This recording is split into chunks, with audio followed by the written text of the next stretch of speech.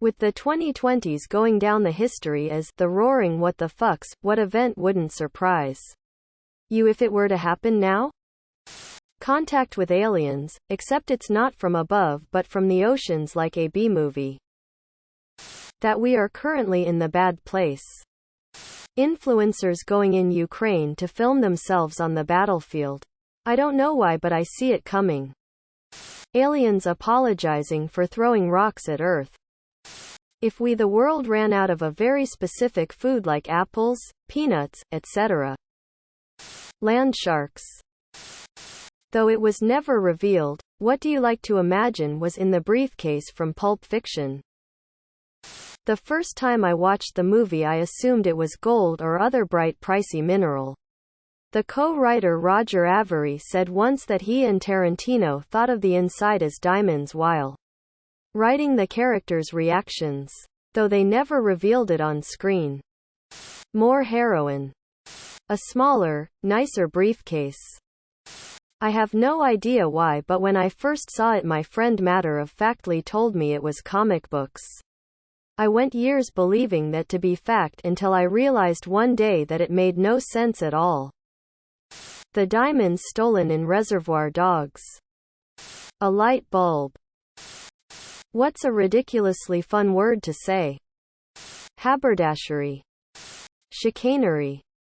Cacophony. Glockenspiel. Isosceles. Didgeridoo. What famous actor or actress has been in so many movies? They barely try to act and just play themselves? Jason Statham. He just plays another badass. I'm convinced that Sam Elliott is actually a stoic cowboy. Bruce Willis. Ryan Reynolds. This is a call-out post for The Rock, isn't it? There's a difference between movie stars and actors. Gary Oldman is an actor. He turns in performances as characters. The Rock is a movie star. He's supposed to turn in a performance that's The Rock as a character. In your opinion, who is actually the most iconic trio? Rock, paper, scissors. Control, Alt, Delete. The good, the bad and the ugly. Me, myself, and I. The Three Musketeers. Bulbasaur, Charmander, Squirtle.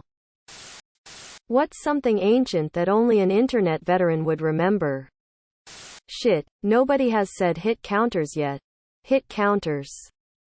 Netscape Navigator. Hamster dance. Sending e-cards on email for birthdays. Taking 6 hours to download one MP3. When Yahoo was actually a good site. MSN Messenger. And switching your status between appear offline and online to try to get your crush to notice you and send a message. What would you write on your own tombstone? I told them to cremate me. Stranger pause as you pass by. As now you are. So once was I. As I am now. So you must be. Prepare for death and follow me.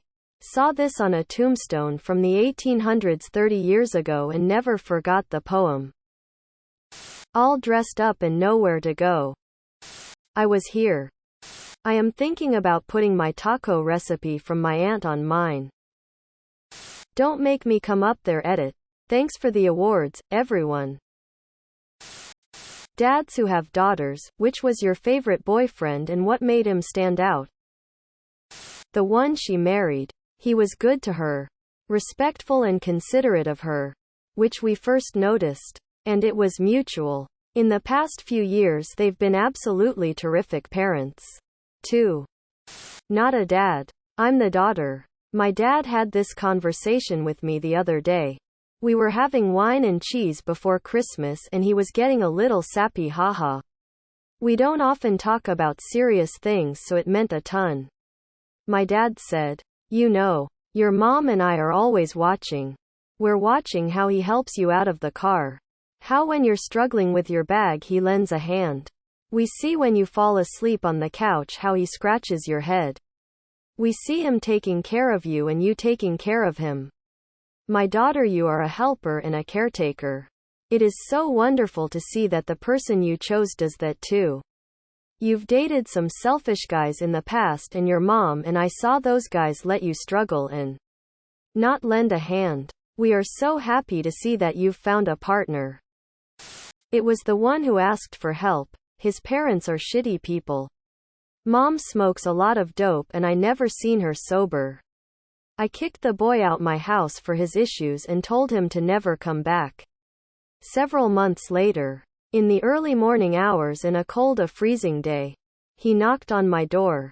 I opened it up and could see he left his home in a quick manner wearing nothing but pajamas and had a blanket around him. He said, "I can't do my parents' bullshit anymore." I nodded for him to come in and pointed to a couch where he could sleep. There wasn't any word spoken between us. He figured out his own bullshit and moved to his sister's house out in Oregon. He became a respectable person. He had a disadvantage because his parents were shitty people.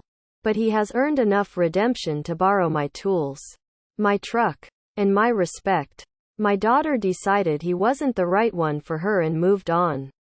The kid and I are still good friends.